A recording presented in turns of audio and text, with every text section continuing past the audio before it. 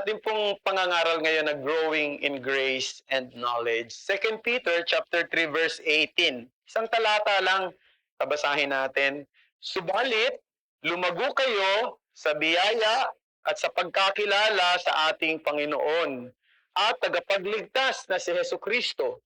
Sumakanya nawa ang kalwalatian ngayon at hanggang sa araw na walang hanggan. Amen. Ito ang salita ng Panginoon. Alam, madalas na iniisip ko, kapag dumarating yung New Year, ano ba yung meaning sa atin nung sinasabi natin sa isa't isa, Happy New Year? No? Di ba? Ito ba isang expression ng pag-asa na sana yung mga problema na dumaan nitong taong ito, mawala na sa susunod na taon? Yun ba ang ibig niya sabihin kapag nagsasabi kayo ng Happy New Year? Is it merely a customary greeting we repeat every year? Para bang nakagawian na lang natin, no? Happy New Year, Happy Birthday, Merry Christmas, parang bukang bibig na lang. Is it a way of comforting ourselves and steadying our hearts as we face ongoing personal and even national struggles? As we all know, marami tayong problema. Of course, ating family, maaring may mga personal problem din tayo. Pero may problema rin sa bansa natin ngayon na siguro bumabagabag din sa isip ng iba. No? How should we be realistic and not merely optimistic in greeting one another with Happy New Year? How can we do that? Now, alam nyo, mahirap na tanong yan. Ha? Hindi natin pwedeng sabihin madaling sagutin yan. However, brethren, biblical realism acknowledges that this world is a fallen world. Ang mundong ito, makasalanan, marked by suffering, disappointment, and uncertainty. Yan ang ating mundo. Kaya minsan kung masyadong paraan lang natin para diba? Aliwin yung ating mga damdamin when we say Happy New Year, kaya ginagawa natin yon. We have to acknowledge, we have to recognize, we are in the fallen world. At maraming uncertainties sa isang mundong makasalanan. Imagine nyo yung grupong ng mga tao na nakatira sa isang gusali. Yung kalahati sa kanila, iniisip na itong gusaling ito ay parang hotel. Pero yung kalahati, iniisip naman, itong gusali na ito ay parang kulungan, parang bilangguan. Ano sa tingin ninyo yung magiging attitude nila? Hindi ba yung mga nag-iisip na itong gusaling ito ay parang hotel, naku, ang dali nilang ma-disappoint kapag yung ini-expect nila sa isang hotel, wala ron. No, yung bang, di ba, pagpapasok ka sa hotel, di ba, iniisip mo, may magandang kama, magandang shower room, no? Parang komportable. Kasi kung wala doon, ay naku, madidisappoint ka, madidisillusion ka. Pero kung iniisip mo, yung gusali na yon, hindi naman siya hotel, kundi bilangguan, no? Hindi ka mas-surprise kapag may mga problema. Kung may mga nakikita kang hindi maganda roon, kasi natingin mga bilangguan dito eh. When we expect this world to function like hotel, no? Designed for comfort and ease, brethren, you will be disappointed. You will be frustrated. Magkakaroon ka ng disillusionment. But when we understand it more like a prison, a temporary place marked by hardship, we are not shocked by trials and are often surprised naman kung mayroong mercies, may blessing. No? Kasi di ba, hindi ka naman nag-i-expect. Mahirap naman talaga ang buhay. Pag may problema, may pagsubok, normal na yon. Pag may mga pagpapala, wow, ang sarap ng pakiramdam. Nasusurprise ka sa mga bagay na yon. Having said that, brethren, ay mga mananampalataya, dapat, pag nagsasabi tayo ng Happy New Year, we mean a deliberate choice na ito nakasentro kay Jesus. Ulitin ko when we say Happy New Year, being a Christian or believers, dapat meron tayong deliberate choice na ito nakasentro kay Jesus. No? And to find our joy in Him. No matter what lies ahead. Di ba? Kasi kung hindi doon, di ba, Happy New Year, parang it's just a wish. It's just a way of comforting ourselves. Eh, eh, wala naman nagbabago. Eh, pagbabago ba? Ang daming beses nyo na nag-Happy New Year. Meron bang nagbago? But when we center our thinking on Jesus, nakatingin tayo kay Jesus, no, magkakaroon tayo ng tinatawag na realism. Magkakaroon tayo ng kagalakan no matter what lies ahead. Ano man ang mangyayari. And brethren, we are not expressing naive optimism, but we are embracing biblical realism. That's biblical realism. When we say Happy New Year, center on Jesus, that's biblical realism. At kung ano man ang dumating, we still have joy because we know that we are in Jesus. So saying Happy New Year as a church carries true significance only when every member is walking in a meaningful relationship with the Lord. Yan ang dapat nating tandaan. Yet even for believers, brethren, this happiness, hindi to basta-basta dumarating lang sa atin. This happiness should grow. It requires cultivation. It requires care and nourishment. And this is a reminder that our text is telling us today. Grow in grace and in knowledge of our Lord and Savior, Jesus Christ. Now, sinasabi na itong ikalawang Pedro ang huli sa mga salita na nabigkas o nasabi ni naisulat ni Pedro. Ngayon nga naman, ikalawang Pedro, wala naman na siyang ibang naisulat. Pero ito daw ay pagkatapos na maisulat niya ito na yung panahon na malapit na siyang humarap sa isang kamatayan. At he was, according to tradition, crucified outside Rome, upside down. Ayun ang kanyang daw request. Ayon sa tradition, no, we are not so sure of that. We are not 100% of that. But according to tradition, ni-request niya na siya daw ay ipako. Hindi yung katulad ng pagpako sa isang natural na pagpapako sa mga taong pinarurusahan noon, kundi patiwarik. At sapagkat ang tingin niya, hindi siya karapat-dapat sa ganong klase lang na parusa. At siya he was executed somewhere between 65 to 68 AD during the reign of Emperor Nero. And here, Peter is speaking about spiritual growth, which is something particularly important to him. No?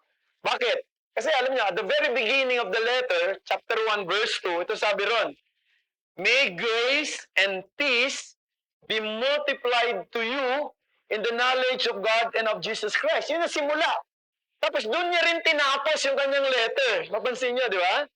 So we can still remember, very important ito kay Peter, itong mga salitang growth na ito, yung hamon niya na tayo lumago, yung mga kinakausap niya, yung mga recipient ng kanyang letter, na lumago kayo, napaka-importante ito sapagkat sa kanyang mismong karanasan, malaking bagay ito sa kanyang paninindigan.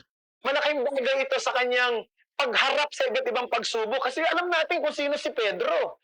Nagsimula siya sa kanyang pagsunod sa Panginoong Jesucristo na napakadami niyang lapses. Napakadami niyang pagkakamali. No? But through the years of growing in his walk with the Savior, he ended up his life fully committed even to the point of willingness to die for the sake of serving the interests of Christ.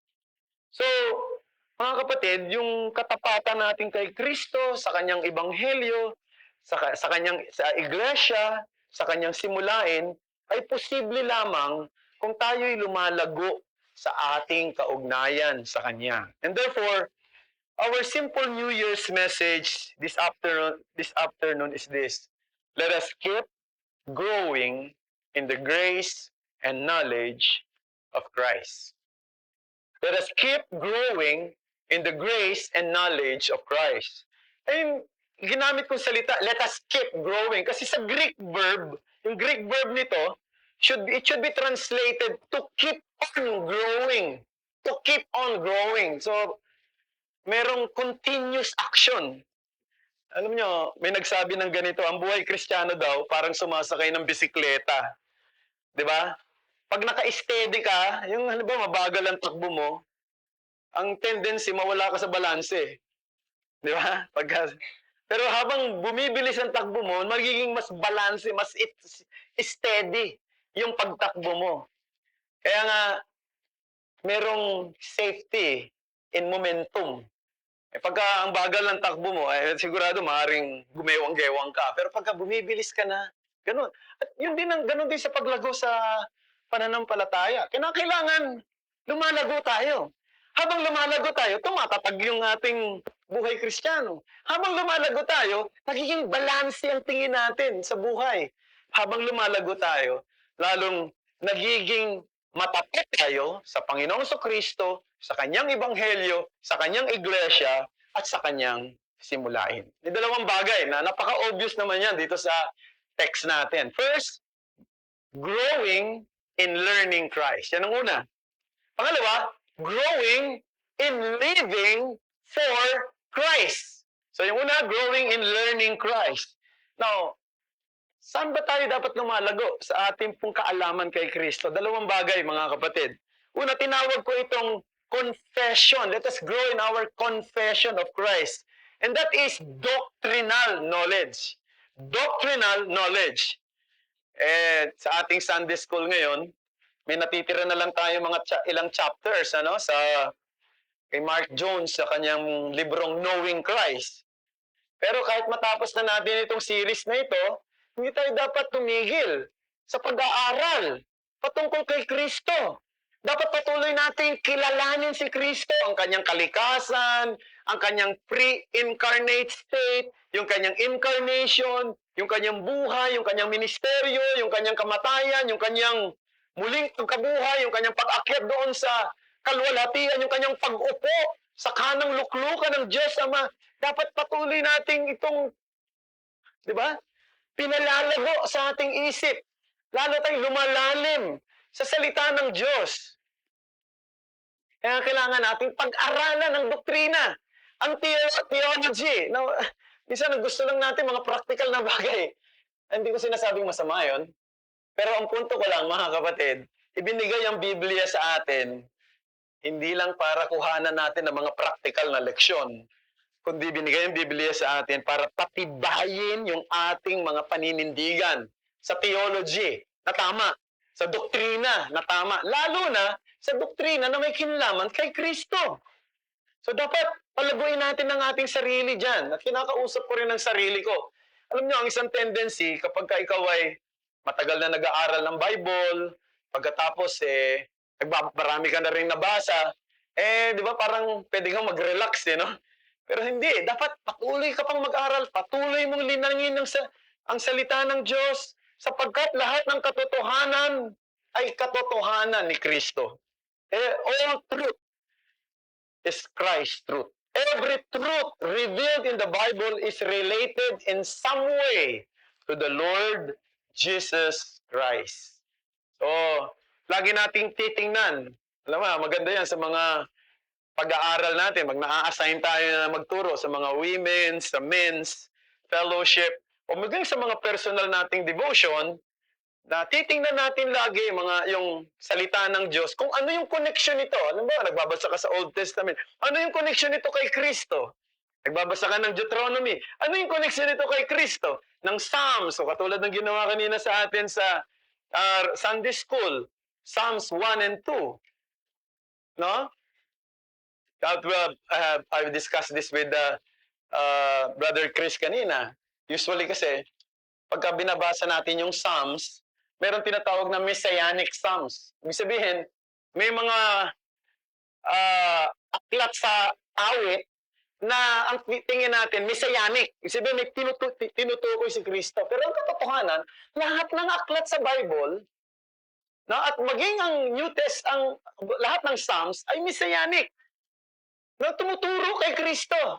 Meron mga obvious kasi ang description niya. Katulad ng Psalms 22. Very clear yung description niya patungkol sa gagawin ni Kristo. Bagaman, doon sa sumusulat, na katulad ni David, Ang iniisip niya pa rin, maaaring yung experience niya, yung pagiging hari niya, yung pagkakatalaga sa kanya bilang isang hari ng bayan ng Israel. Pero sa pagdidescribe niya nito, maaaring hindi niya nalalaman, ang dinidescribe niya yung ultimong hari na darating. Walang iba kundi si Jesus, the King of Kings and the Lord of Lords. So, nakikita natin lahat nakakonekta kay Kristo. Kaya mahalaga yung pag-aaral ng salita ng Diyos. At dapat ma-equip tayo to defend the doctrine of Christ's divinity, that He is the second person of the mysterious, glorious, triune God. And for this reason, we must know our Bible well. Sabi ni Spurgeon, the Prince of Preacher of the 19th century, dinidescribe niya si John Bunyan, yung sumulat ng Pilgrim's Progress. Alam mo yung description niya kay John Bunyan? Si John Bunyan daw, pag pinrik mo, yan, yung ginagawa natin pagka ginagawa ni Johan para kuhanan tayo ng dugo dito para malaman kung mataas ang sugar mo, di ba? Pag pinrik daw yung si John Bunyan, alam mo lalabas? Bible verses. No? Hindi daw dugo ang lalabas sa kanya. So let us aspire to the same depth of scripture saturation. Remember, the Bible is the Word of God.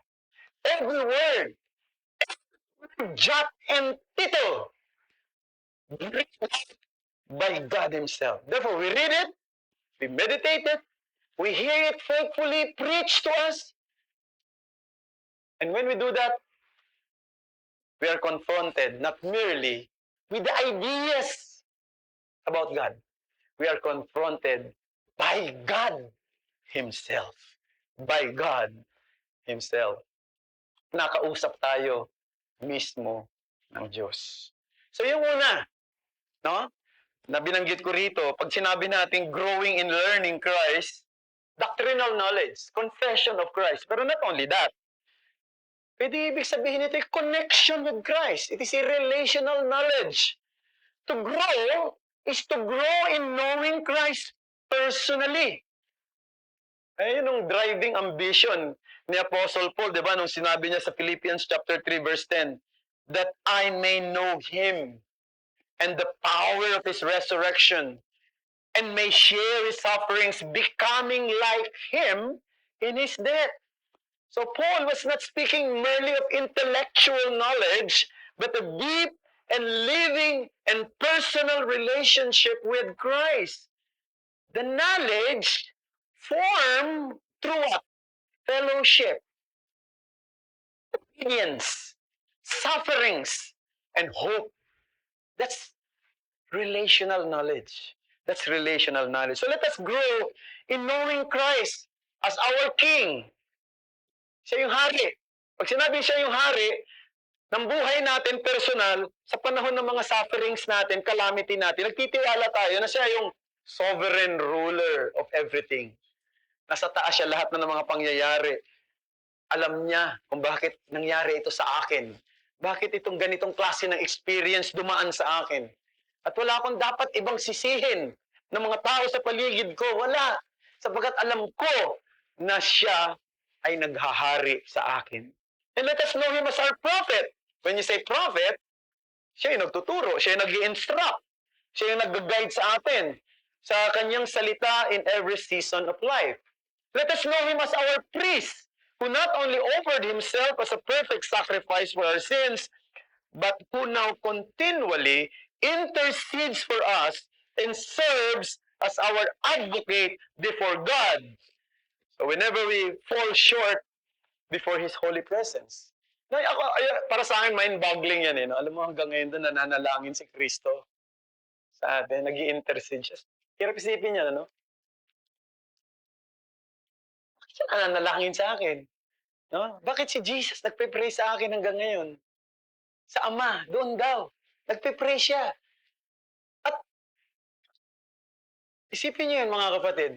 Bakit kaya nagpe-persevere yung iba sa atin? Bakit yung iba wala na? Pero yung iba nandyan pa rin. Yung iba namatay na naglilingkod sa Panginoon. Yung iba hanggang sa kauli-ulian ng kanyang buhay, nandoon pa rin siya sa Panginoon. Dahilan, siya ba'y sadyang mas malakas na may naturalesang lakas kaysa sa iba? Palagay ko hindi.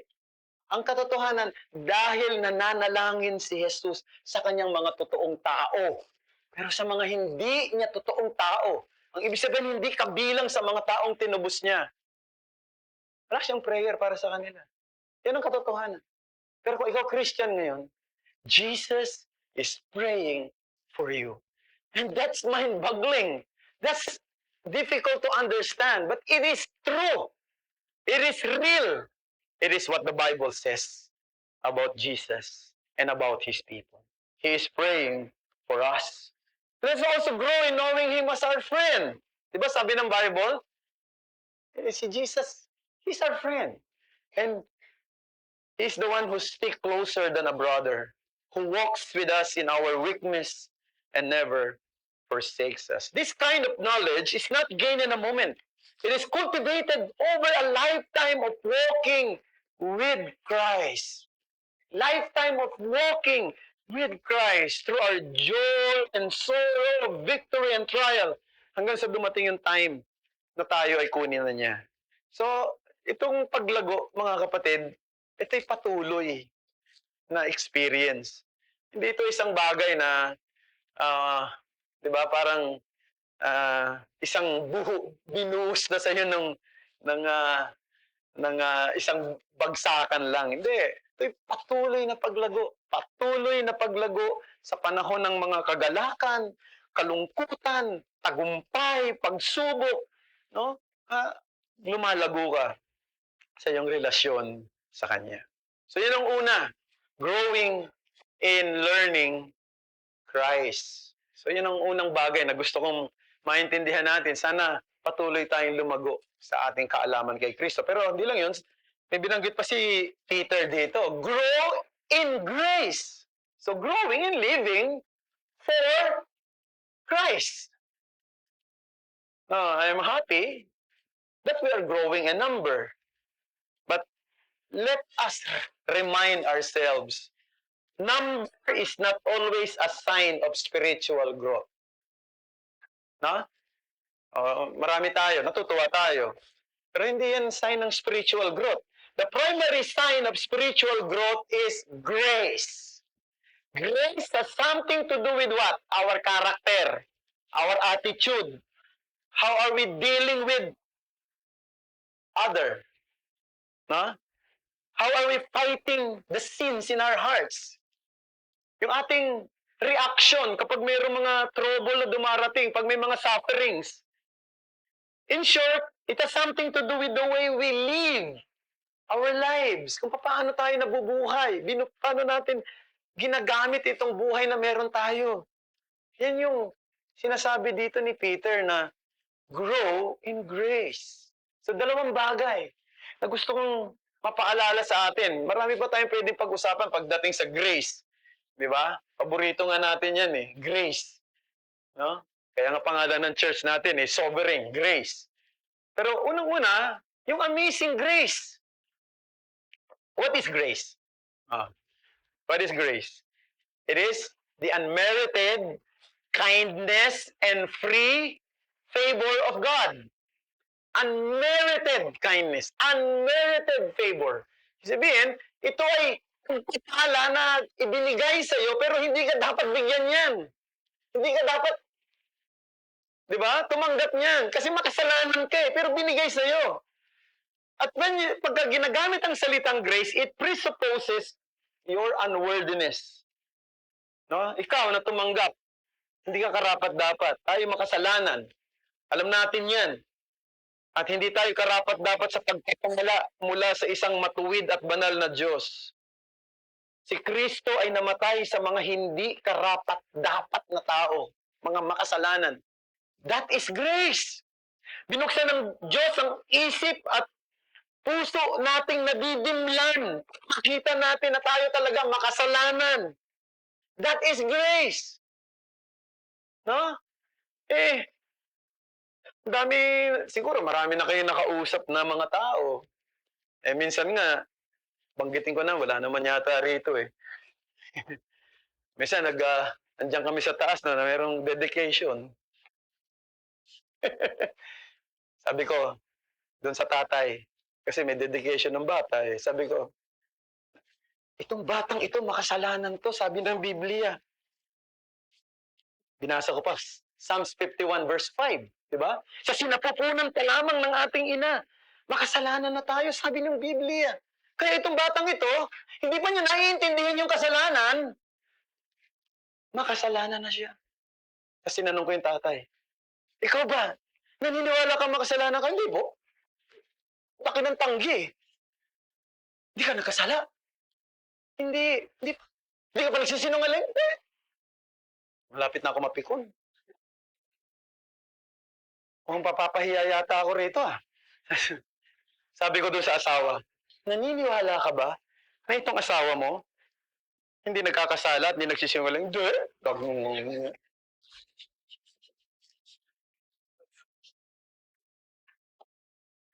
Alam niyo mga kapatid, kaya ko sinabanggit yan, it takes grace for you to admit that you are a sinner. Right? Biyaya lang yan eh. Pagpuksan ang isip mo na ikaw makasalanan. Kasi pag hindi nabuksan ang isip mo na ikaw makasalanan, tingin mo sa sarili mo, okay ka talagang tao ka. Lahat na ginagawa mo, mas, di ba, parang mas moral ka kaysa sa ibang tao. God has given us the faith to exercise. That we trust Christ as our only Savior and Lord. That is grace. Ba't ka mayroong pananampalataya? Binigay sa iyo yan. God has changed our lives, our direction, and our destination. That is grace. At habang pinag-aaralan natin ang salita ng Diyos, lumalalim tayo, makikita mo ang lahat pala ng bagay ayon sa plano ng Diyos mula pa sa eternity past. Bago pa itatag ang sanlibutan ito, may mga tao na pala ang Diyos sa kanyang isip, sa kanyang puso, may mga pinili na siya at tatawagin niya sila isa-isa sa tamang panahon at ayon sa kanyang panahon. At yung mga taong yun, kapag tinawag niya na, bibigyan niya ng pananampalataya, lalapit sa kanya, magpapakababa sa kanya. At sa oras na yun, sila'y i-justify. Sila'y pawawalang sala sa pamamagitan ng katuwiran ni Kristo. Pag naintindihan mo yun, ano yun? Yun ay grace. That's amazing grace. So we have to grow in our appreciation of this truth. Kaya nga, may nagsabi na we should not never stop preaching the gospel of grace in ourselves. Kaya lagi natin dapat pinangangaralan ng sarili natin at pinaaalala kung gaano katindi yung biyaya na dumating sa atin. The amazing grace.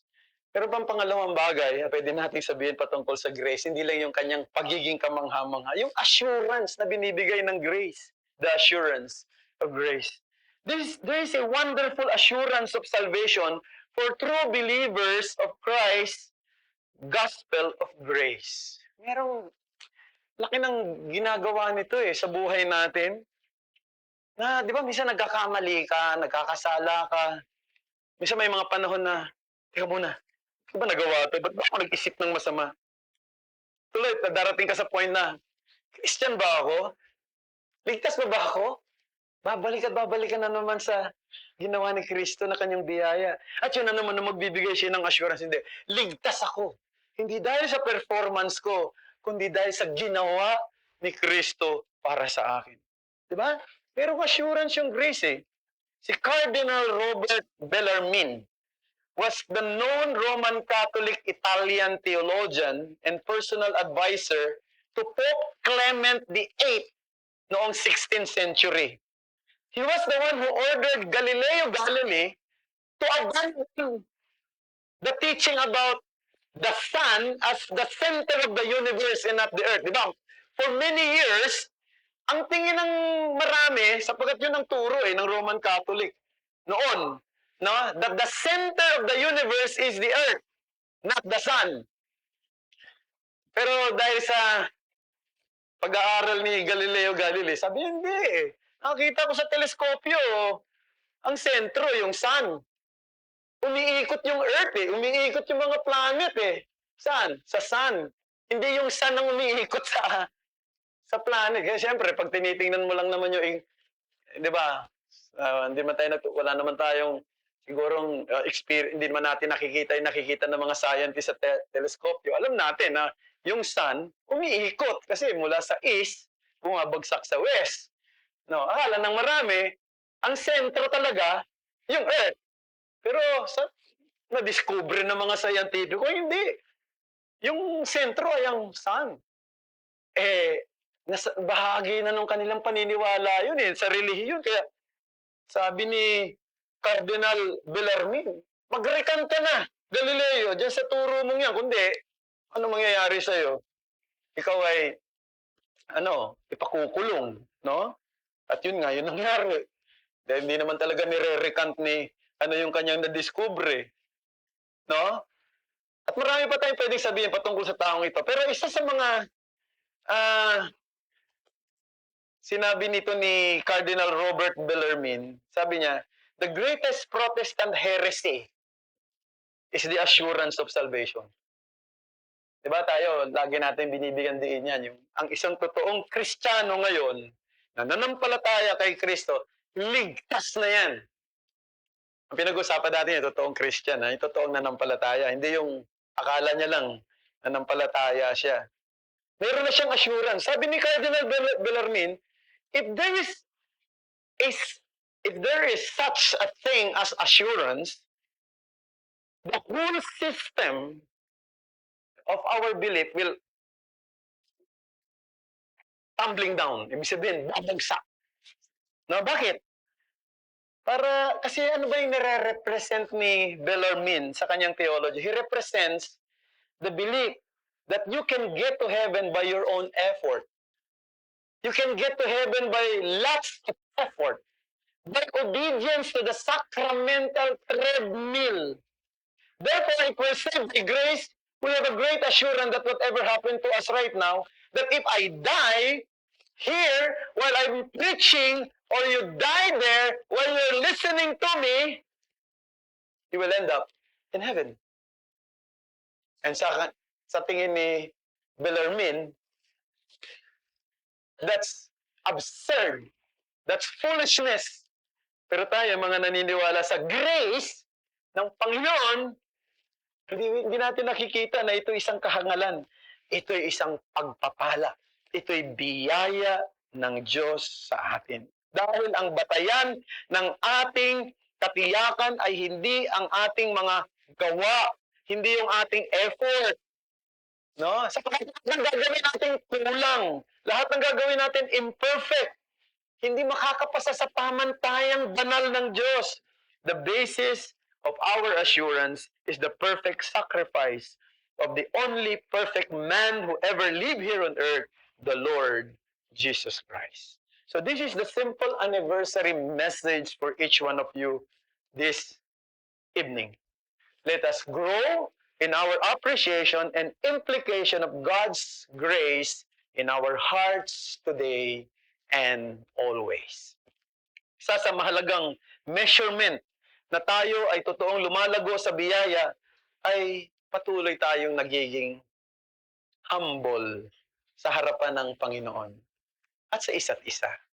So, mga kapatid, sana yung humility, ito ipag-pray natin lagi sa sarili natin. Tapusin natin ang ating pangangaral ngayon hapon sa Philippians chapter 2, verses 3 to 8. Sabi rito, sa Tagalog, huwag ninyong gawin ang anuman sa pagpapaligsahan o pagmamataas, kundi sa kababaan. Ituring na ang iba ay higit na mabuti kaysa sa inyong sarili.